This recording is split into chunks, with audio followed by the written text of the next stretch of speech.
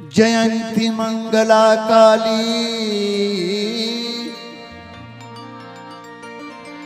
भद्रकाली कपालिनी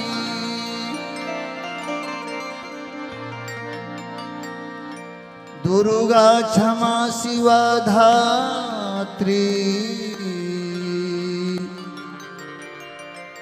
स्वाहा स्वधा नमस्तुते।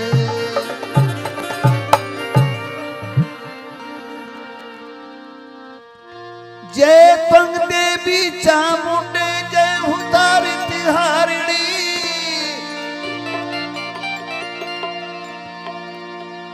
जय सर्वागते देवी काल रात्रि नमस्तुते।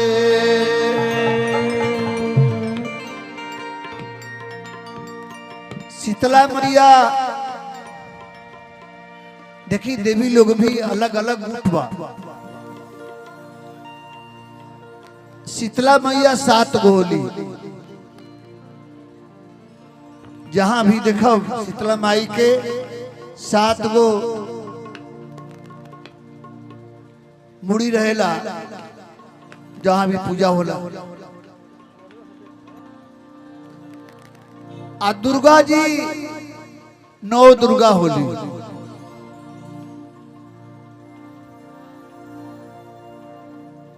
आ 10 महाविद्या अलग होली जौना से जी तंत्र मंत्र के ज्ञान लिहल जाला ना वो। अच्छा बाबा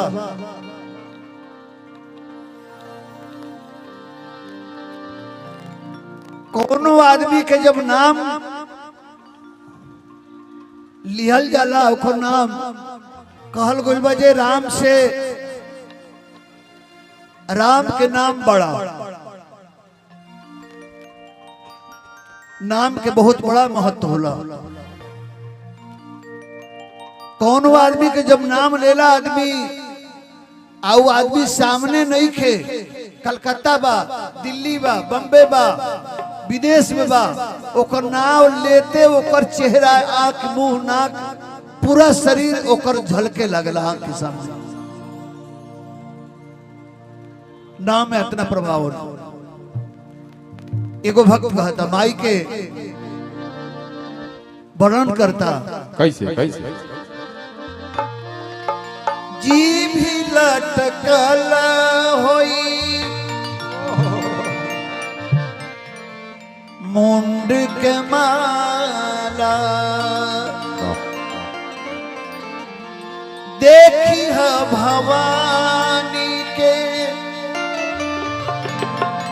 तन होई काला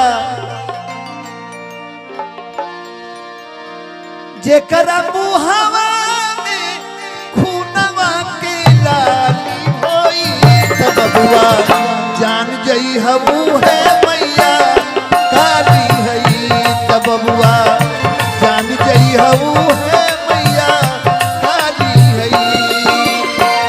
जी भी लटकल होई मुंड के माला देखी है भवानी काला जेकरा मुहावा में खूनवा के लागी होई तब बबुआ जान जई हबू है मैया काली हई तब बबुआ जान जई हबू है मैया काली हई।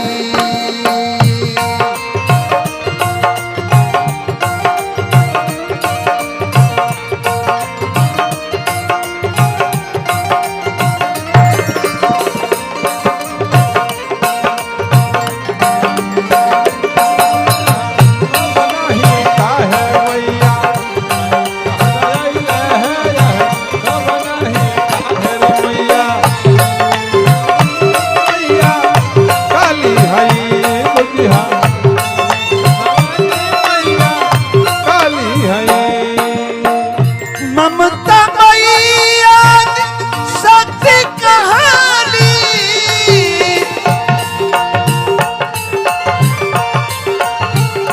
ममता मैया सत्य कहानी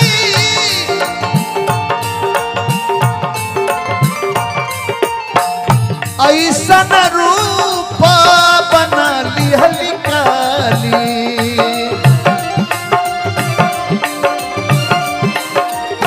जब रक्त बीज के अत्याचार बढ़ल धरती पर त माई अवतार लिहली विकराल रूप।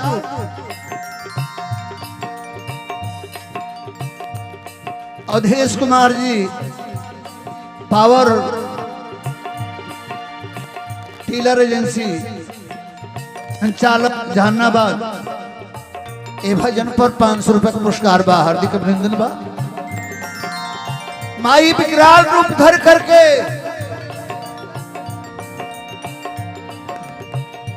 ऐसन रूप बना लिहली काली।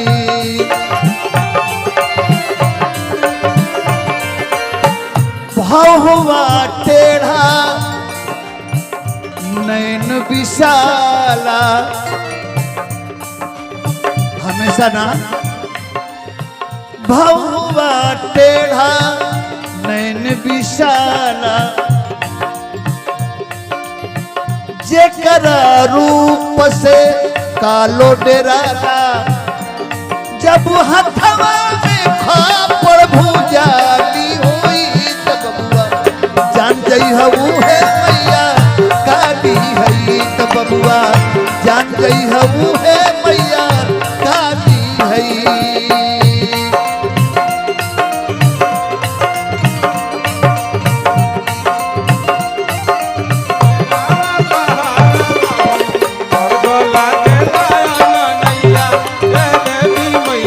स्वर्ग लागे लाया नैया मैया काली मैया काली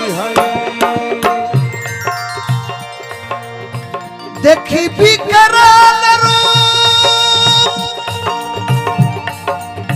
जगत रही बोले।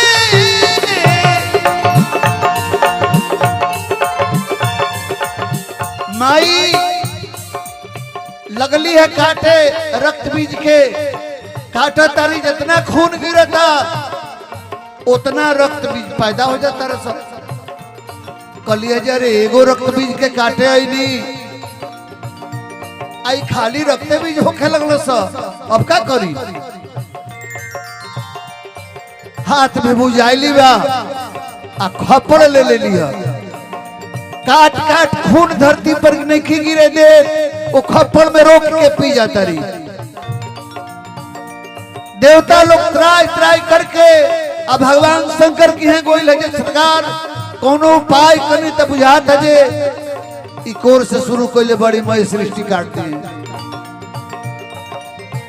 देखी विकराल रूप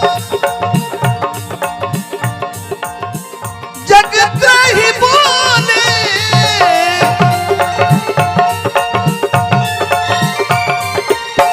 रहिया में जाके पसर गईले भोले। जौना रास्ता से काटल जाता री माई, वही रास्ता पर भगवान शंकर आके सुत जाता रहे। आई तो अपना झोंक में बाड़ी काटे के, अचानक माई के लाश भगवान शंकर के छाती में पड़ जाता। आज भगवान शंकर जी के छाती में पड़ जाता। देखी विकराल रूप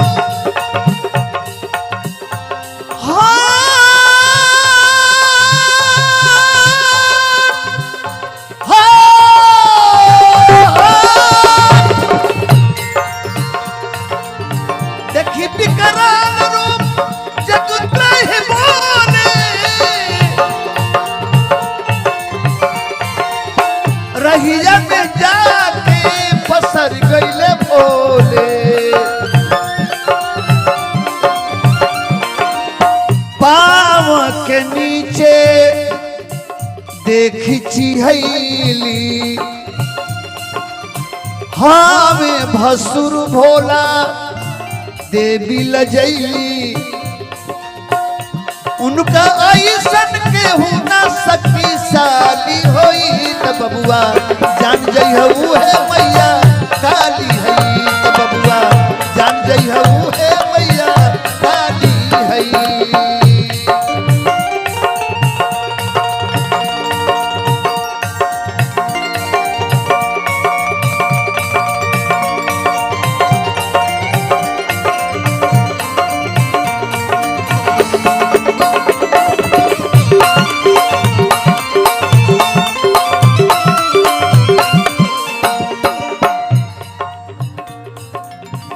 भगवान शंकर के छाती पर लात पड़ल बा।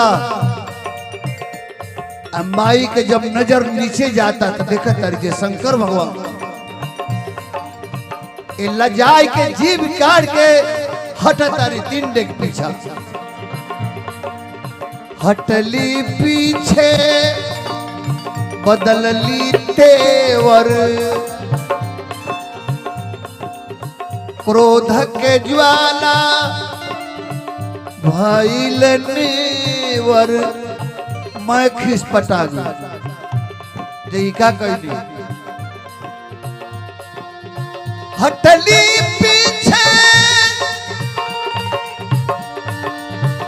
हटली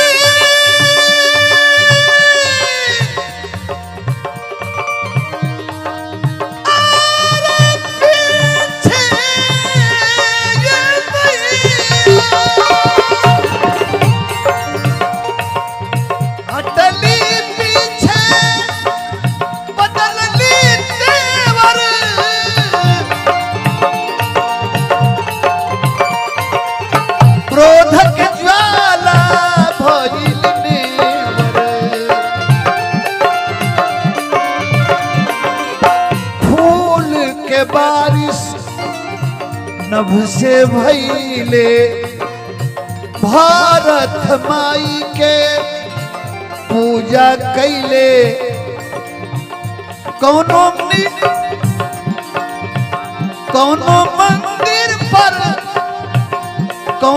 मंदिर पर निमिया के डाली होई त बबुआ जान जइहू है मैया काली है त बबुआ जान जइहू है मैया काली है भी लटकल होई मुंड के माला देखी भवानी की